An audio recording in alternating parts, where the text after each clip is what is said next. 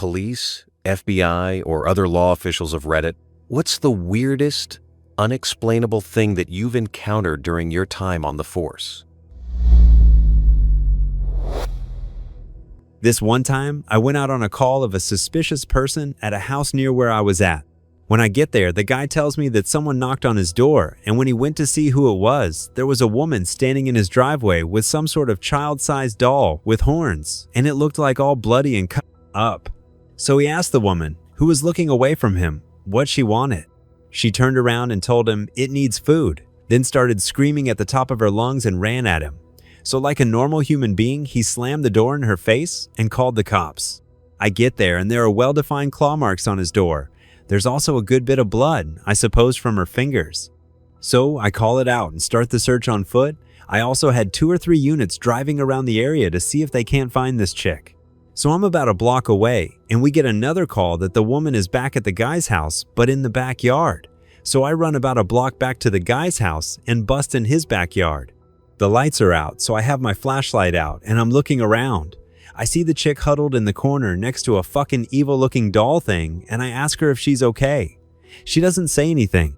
About this time, one of my mobile units came back to the house and parked his unit where the headlights were shining on her so we could see how scary this chick looked. She had long, nappy black hair, her cloths were rags, she had no shoes, clearly homeless, and she kept whispering things to the doll. So my buddy and I approached and tried talking to her, and she just kept whispering to the doll, couldn't understand what the hell she was saying, so we decided to drag her ass out of there. The second we put hands on this chick, she went berserk. Punching, kicking, slapping, all kinds of shit. So we're fighting with her trying to get her on the ground, and she's not going down. This chick was strong as hell. Well, in the fight, she somehow got away from us and was sitting in a crouch position with her head tilted to the side and making the creepiest growl, snarling sound I've ever heard.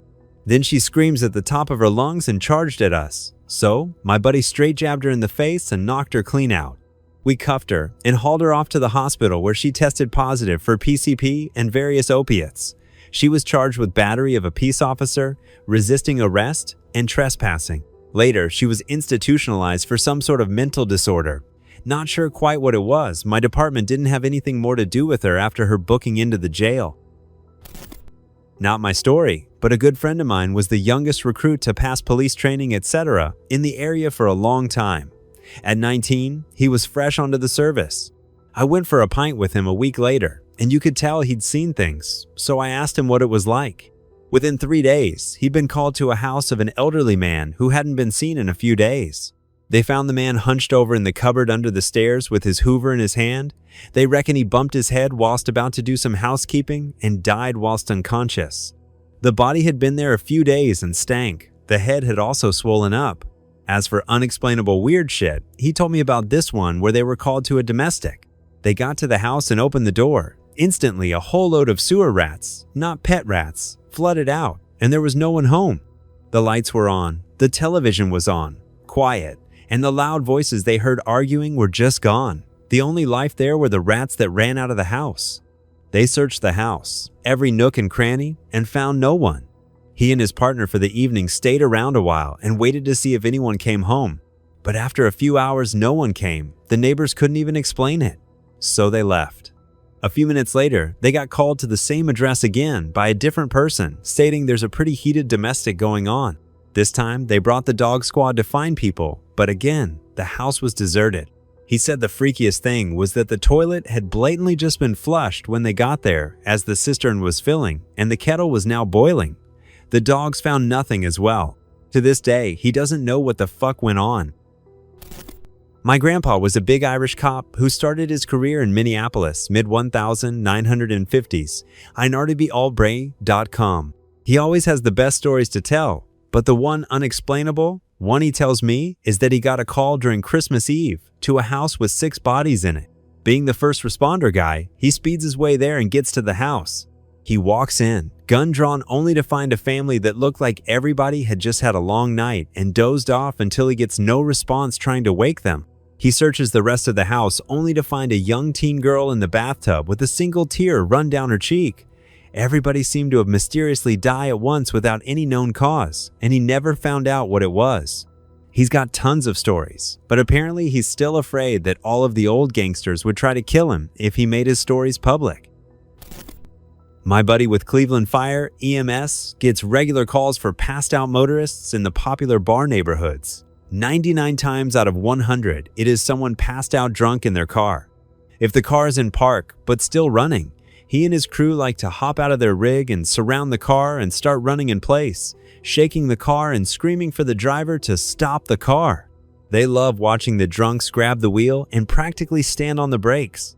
If the driver wakes up and slams on the brakes, they have him get out of the car and find an alternate way home, avoiding a DUI with a funny story. If the person doesn't respond, emergency extrication. My dad's a dog handler in the police, and one New Year's Day, they got a call saying, a guy's phoned in saying he has a koala in a tree in his back garden. We live in Northern Ireland. Koalas are not indigenous. Anyhow, my dad goes along with the dogs, figuring that the man was still drunk, high from a New Year's Eve party. My dad and his work partner arrived at the place, and there was this guy who seemed totally sober and normal who led them to the back garden, where there was a big tree in which, sure enough, there's a creature sitting. Somehow, they managed to get it in on of the dog cages from the police van. They're kitted out for about 4 dogs, and there were only 2 there at the time, so there were spare cages. Turns out, it was actually a red panda who had escaped from the zoo and was just chilling around different gardens in the suburb. I worked for a while as a 911 dispatcher. Lots of suicides. There are 2 that stick out in particular. One lady called in screaming and hysterical. Her 15-year-old son had hung himself in the garage. Now, for purposes of the investigation, you have to advise the witness to a suicide to not move the body. Every death, in my area, at least, is considered a murder, until there is evidence to prove otherwise, so messing with the body could confuse the investigation.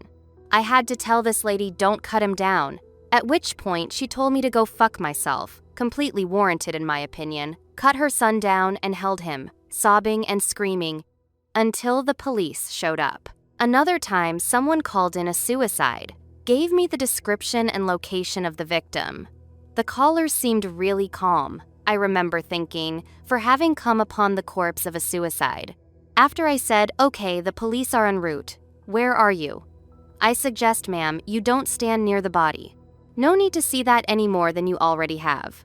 She sighed and said, okay, my job here is done. And then I heard a gunshot. I said, ma'am? But she never answered.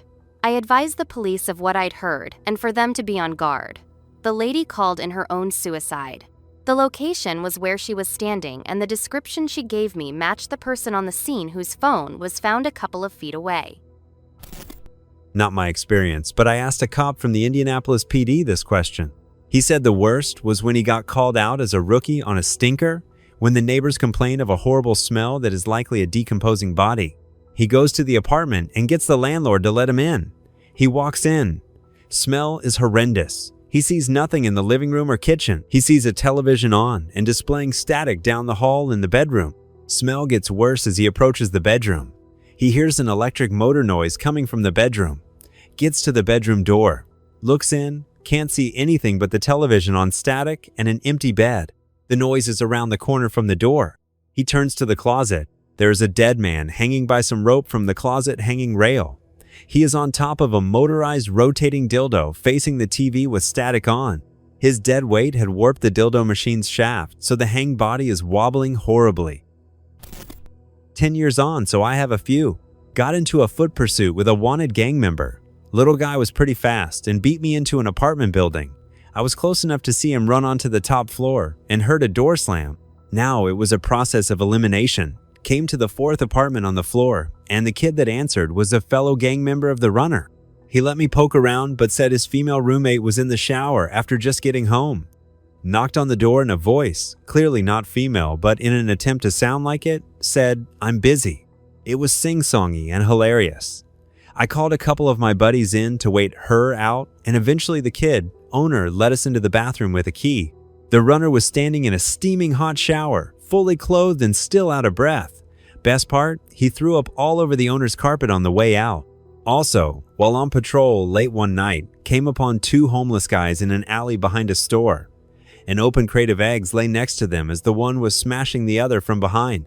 In horror, I noticed half the eggs were missing. Cheap lube! No one went to jail. I just made sure it was consensual and told them to go somewhere more private. To this day, egg cracker is our code word for guys of that persuasion. Thank you for watching. Check out other videos.